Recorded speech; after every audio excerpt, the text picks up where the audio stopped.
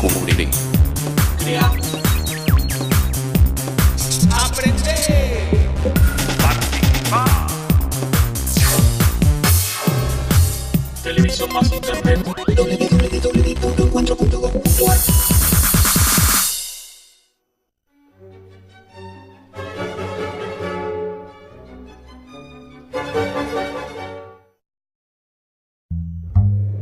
Este es un programa de filosofía por televisión. Ustedes se preguntaron por qué estamos aquí. Yo existo porque pienso.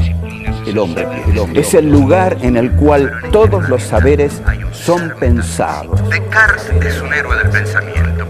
Es difícil enfrentar las grandes cuestiones. Es un libro de Jean-Paul Sartre, Crítica de la razón de Hegel. Esta es la historia de la filosofía de Hegel. Eterno. La filosofía es la totalidad de lo real, porque piensa. La totalidad de lo real. Encuentro número 5. Kant. La experiencia posible y la experiencia imposible. ¿Qué es lo que Kant se propone conocer? ¿Qué es el mundo de la experiencia posible?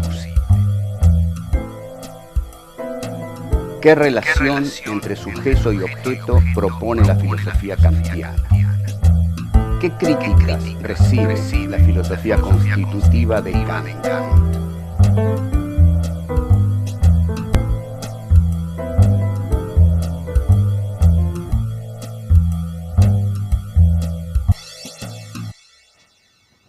Venimos de tratar de entrar en Kant, lo cual habíamos dicho no es fácil, pero desde el comienzo que venimos diciendo que nada de esto es fácil. La filosofía es un ardoroso esfuerzo en busca de la alegría del saber. Todo saber requiere esfuerzo y Kant quizás requiera más esfuerzo que otros filósofos. Bueno, venimos entonces y vamos ya hacia Kant.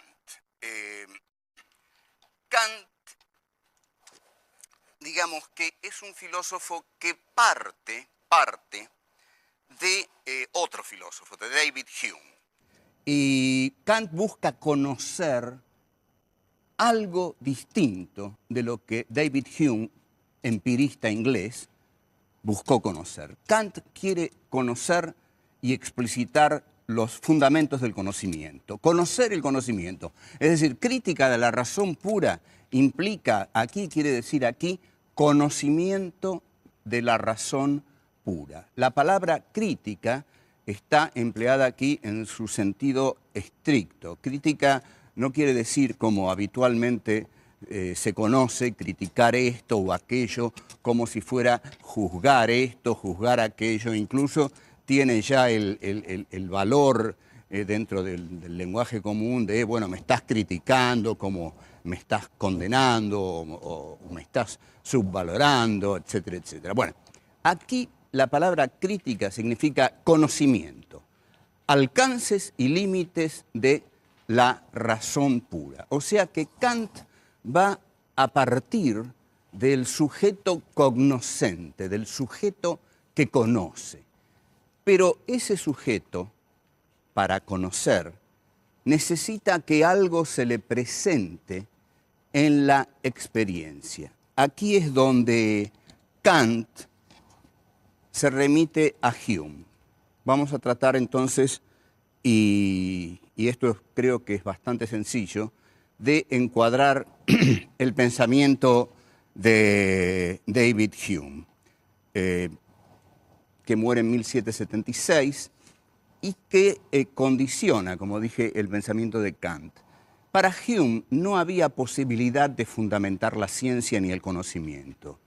Para Hume las cosas ocurrían por el hábito, ocurrían porque ocurrían. Es decir, la explicitación que Hume hace del concepto de causalidad es la que nos va a permitir entrar más profundamente en su pensamiento. El principio de causalidad simplemente dice que a determinadas causas siguen determinados efectos.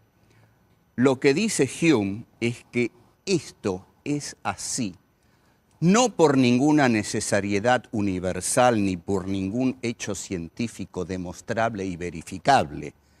Lo fundamental de un hecho científico es que sea verificable y que esa verificación se pueda repetir. Lo que dice Hume es que el principio de causalidad, es decir, que a determinadas causas surgen determinados efectos, está basado en la noción de hábito. Es decir, nosotros estamos simplemente habituados a que cuando hay nubes en el cielo habitualmente llueve. Eso es lo que dice Hume. Como ustedes verán, lo que dice Hume tiene muy poca cientificidad.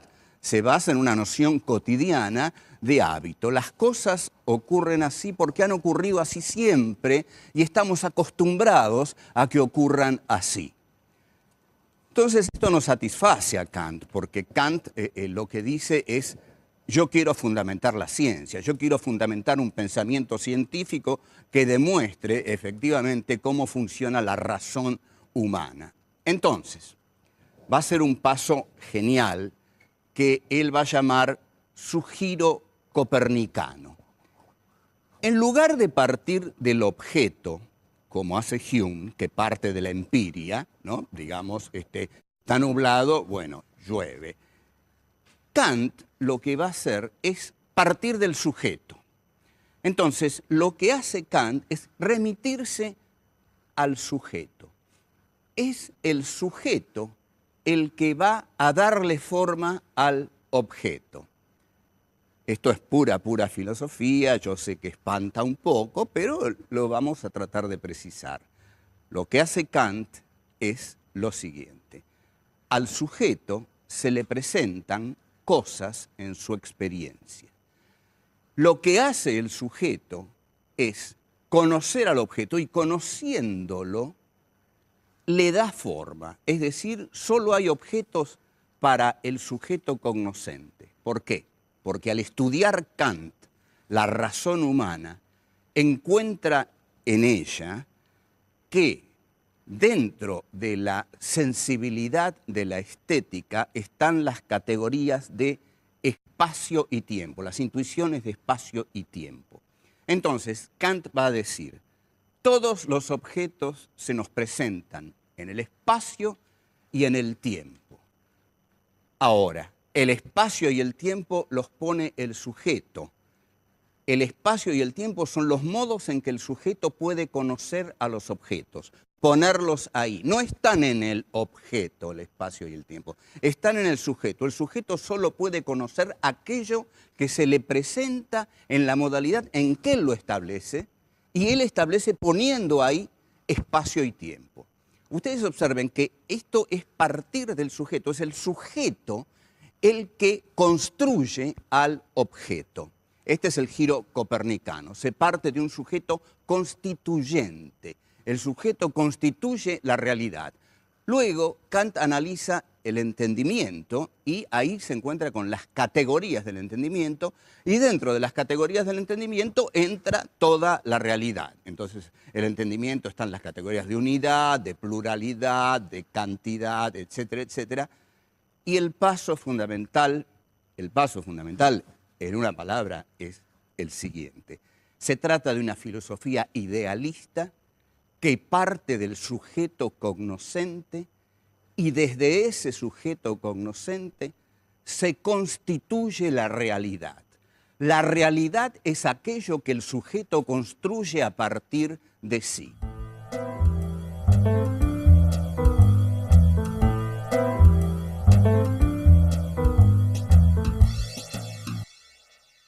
Kant va a decir: a mí no me importa lo que la realidad sea en sí. Este es el paso clarísimo que hay que entender.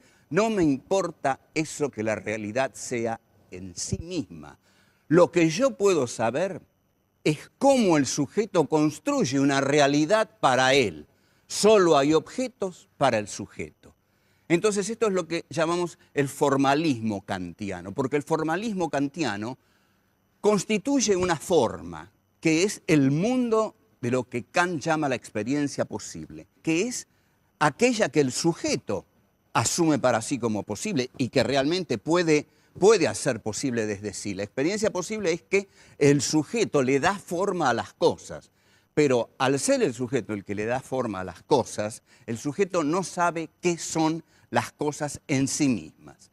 Esto acerca mucho a Kant y a Descartes, porque nosotros habíamos visto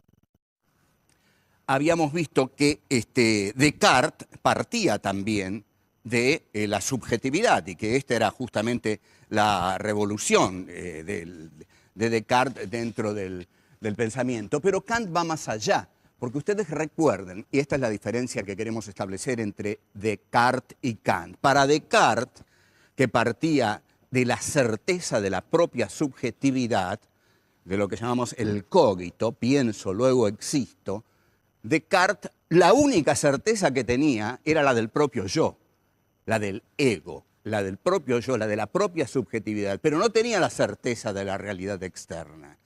Para tener la certeza de la realidad externa, Descartes le pedía permiso a Dios. Hay cosas ahí afuera, yo creo que si las veo es porque Dios no me engaña, confío en la veracidad divina. Y Kant va más allá, Kant va a dar un paso fundamental. Va a decir, si hay cosas ahí afuera, es porque hay un sujeto cognoscente que les da forma.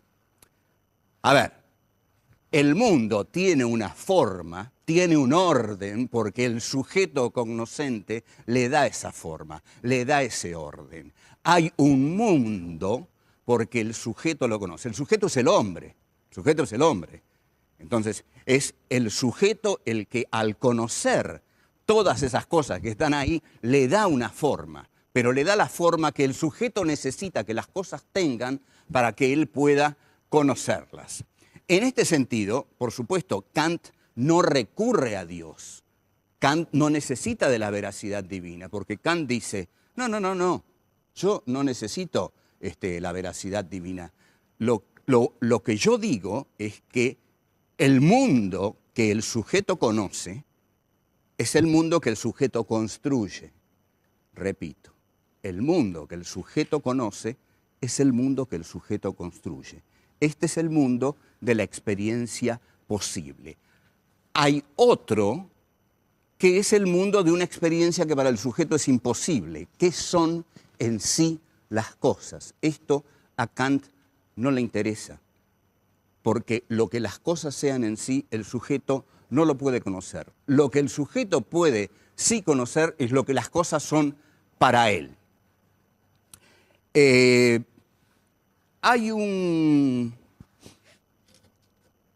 Este elemento de la cosa en sí es un elemento un poco terrorífico, digamos, porque ha tenido enorme importancia en la historia del pensamiento. La cosa en sí, es decir, aquello que es incognoscible para el hombre, ha tenido influencia en Freud. En Freud esto está trabajado como el inconsciente, es decir, aquello que el hombre no domina y que frecuentemente lo domina a él. En Lacan, por ejemplo, Lacan hace una división entre la realidad y lo real. Esto es fácil. La realidad es todo el mundo que está simbolizado. El mundo de la simbolización es la realidad. Estamos acostumbrados a salir y hay una flecha que nos indica para allá, hay otra que nos indica allá, hay un número en una casa, hay una calle que tiene un nombre, están señalizados, tenemos las veredas, las esquinas, todo está señalizado. Ese es el mundo de lo simbólico, ahora, de la realidad. Ahora, lo real, dice Lacan, lo real es lo que no sabemos qué es. Lo real es otro nivel que no está simbolizado. Aquí lo que angustia en esto, y debe angustiar, es la idea de la no significación. Es decir, no sabemos qué es la cosa en sí, el inconsciente nos puede dominar y no sabemos qué es lo que nos domina porque no sabemos nada del inconsciente, Y lo real, en Lacan, no sabemos qué es lo real, sabemos lo que hay una realidad totalmente simbolizada. En este sentido yo voy a contar un cuento, porque la literatura suele expresar muy bien algunas ideas filosóficas. El cuento es el siguiente. Hay un nieto, un muchacho de 19, 20 años, que vive con su abuela en una enorme casa. Esa casa, como es enorme, tiene muchas puertas, pero la abuela le dijo que al nieto que puede abrir todas las puertas menos una. Y él le dice, ¿por qué? No le dice por qué la abuela. Entonces el nieto le pregunta, bueno, el muchacho, ¿no? 19, 20 años, le pregunta, bueno, pero, ¿qué hay detrás de esa puerta? No hay nada, dice la abuela. El nieto esto, por supuesto, naturalmente lo vuelve loco. Es decir, detrás de esa puerta hay un tesoro, hay una fortuna, está aquello que me va a hacer emprender una vida nueva. Una y mil cosas se le ocurren. La abuela tiene la llave escondida en algún lugar de la casa. El nieto, en determinado momento, agarra un cuchillo, va y la mata a la abuela. Le pega, digamos, no digamos muchas, 20, 25 puñaladas. Y empieza a buscar la llave para abrir esa puerta. Bueno, pasa 3 días buscando la llave, la busca, finalmente la consigue, va, se dirige hacia la puerta, la abre y no hay nada, y se vuelve loco. Este cuento revela muchas cosas, después las vamos a desarrollar.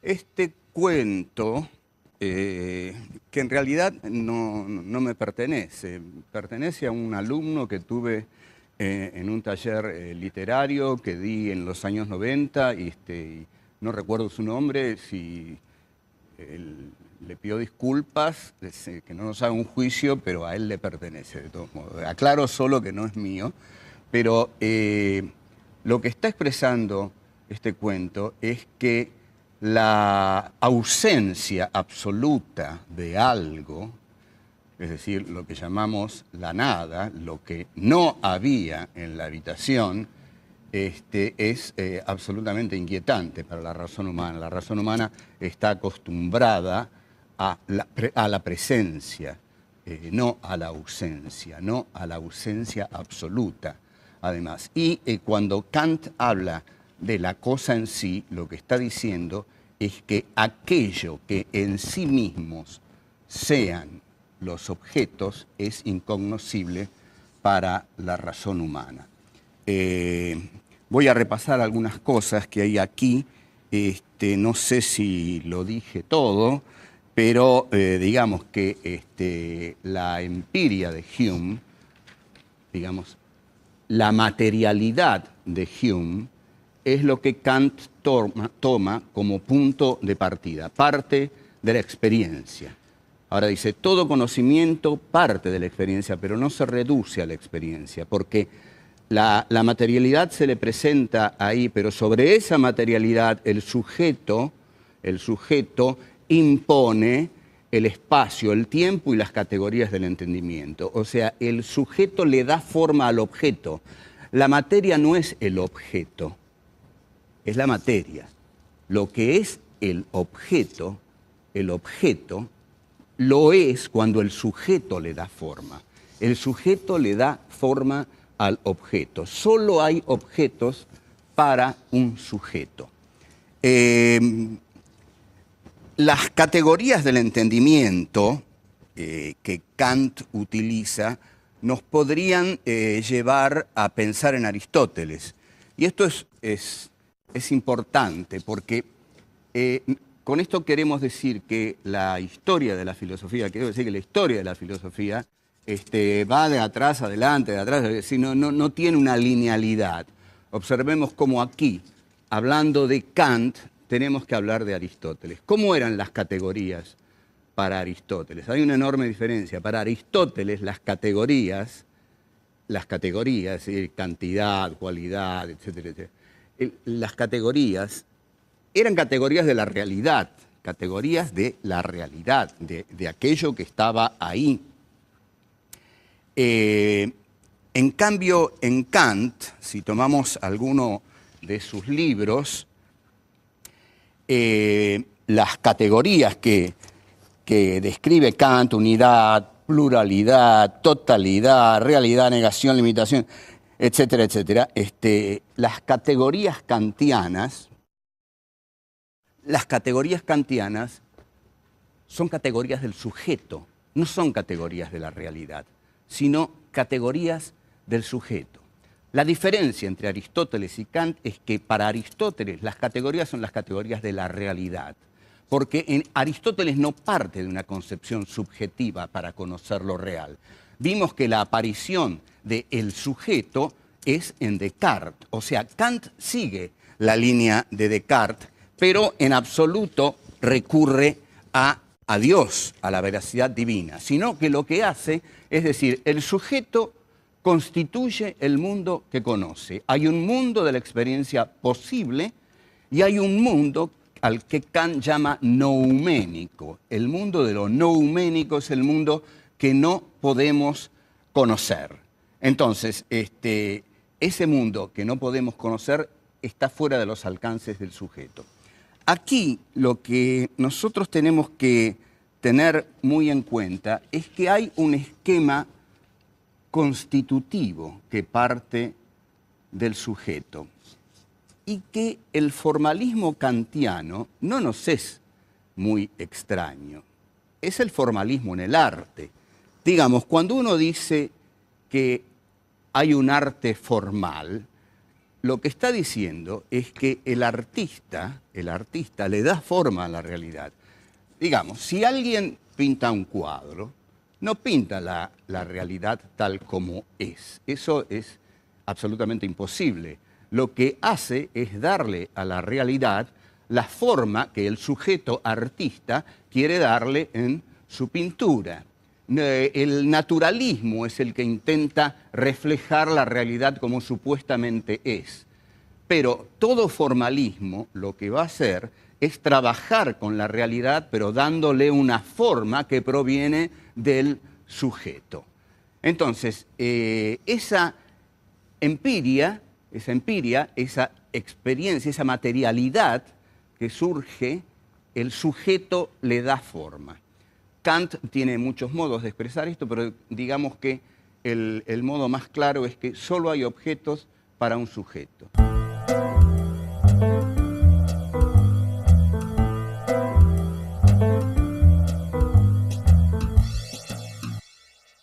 Lo que establece definitivamente la filosofía kantiana es que las filosofías llamadas idealistas parten del sujeto cognoscente y que ese sujeto cognoscente le da forma al mundo que él puede conocer. El que no puede conocer no le importa, al mundo que él puede conocer. Incluso va a decir Kant una frase totalmente, digamos, iluminista. El entendimiento, es decir, la razón le dicta leyes a la naturaleza. ¿Por qué dice eso? ¿Cómo sabemos que las leyes de la naturaleza son esas leyes? ¿Son esas leyes en la naturaleza en sí o esas leyes las ha puesto el sujeto al conocer la naturaleza? Bueno, esto es claro. Para Kant, las leyes de la naturaleza las pone el sujeto. El sujeto, al conocer la naturaleza, pone las leyes que rigen en la naturaleza. Entonces, lo que tiene es una naturaleza para sí, ¿no? Es una naturaleza que él ha constituido con su saber, con su capacidad cognoscente. A esto Kant le llama sujeto trascendental, que no hay que confundirlo con una idea trascendente o una decisión trascendente. No, aquí lo trascendental quiere decir que la razón es constitutiva de un mundo que crea para que ella pueda conocerlo.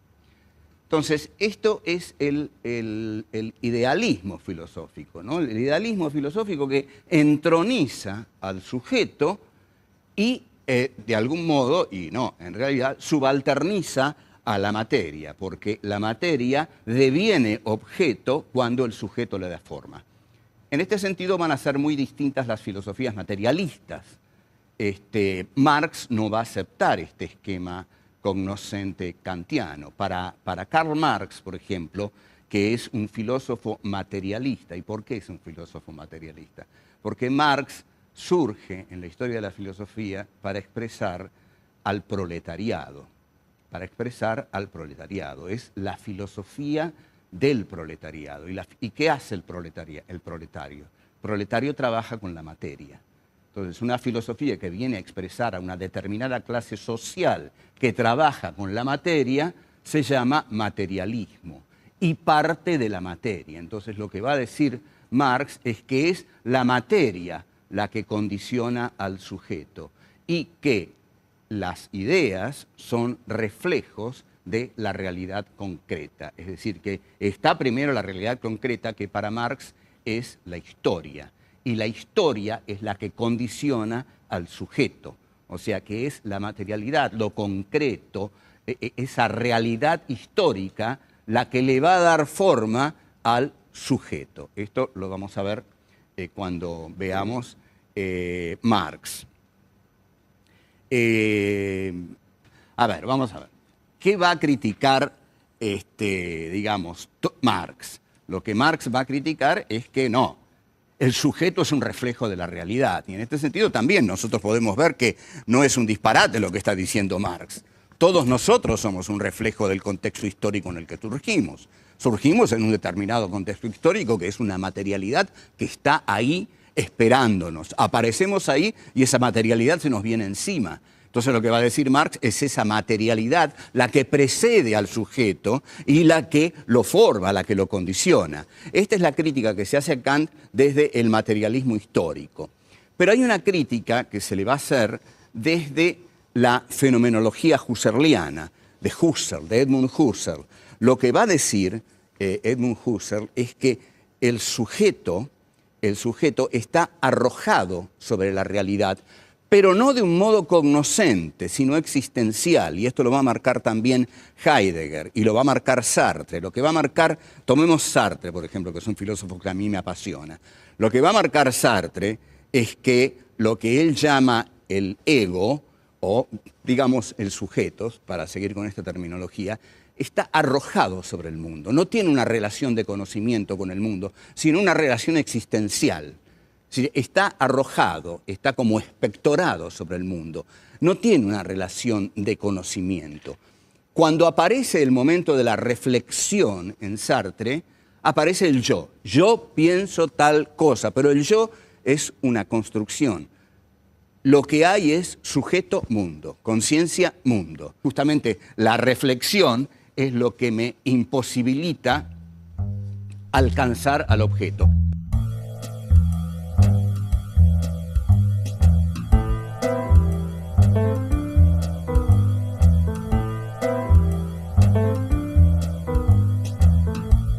Es el sujeto el que construye al objeto.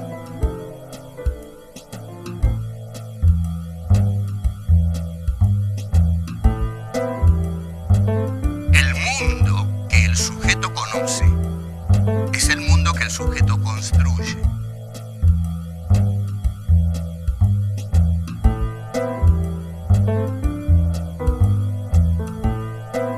El sujeto constituye al objeto y lo que el objeto sea en sí mismo no le importa.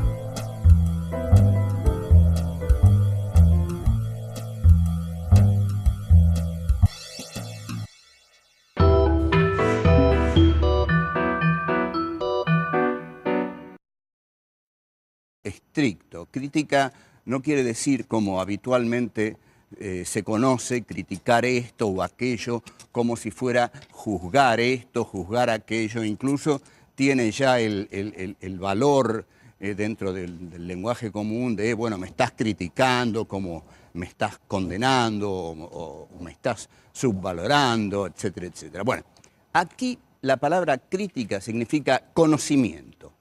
Alcances y límites de la razón pura. O sea que Kant va a partir del sujeto cognoscente, del sujeto que conoce. Pero ese sujeto, para hacia Kant, Kant digamos que es un filósofo que parte de otro filósofo, de David Hume. Y Kant busca conocer algo distinto de lo que David Hume, empirista inglés, buscó conocer. Kant quiere conocer y explicitar los fundamentos del conocimiento, conocer el conocimiento. Es decir, crítica de la razón pura implica, aquí quiere decir aquí, conocimiento de la razón pura. La palabra crítica está empleada aquí en su sentido Sí, la filosofía constitutiva de Kant.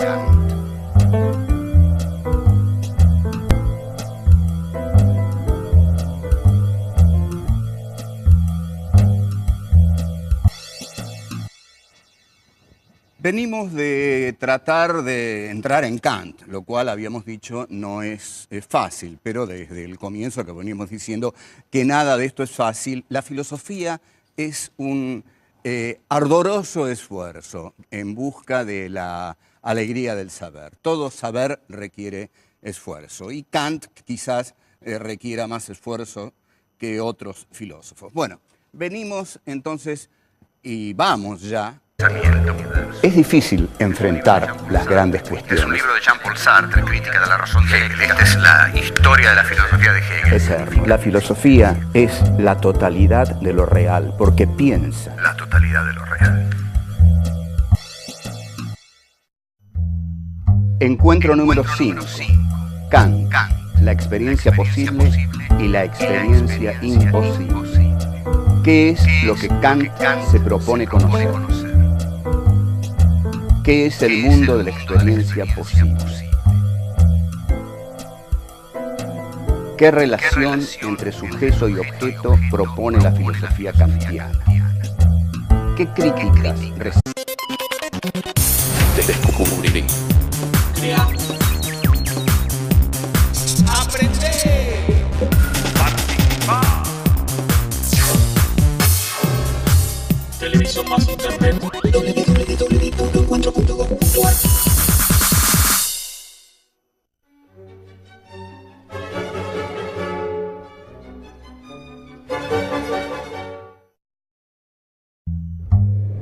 Este es un programa de filosofía por televisión. Ustedes se preguntaron por qué estamos aquí. Yo existo porque pienso. El hombre piensa. Es el lugar en el cual todos los saberes son pensados. Descartes es un héroe del pensamiento.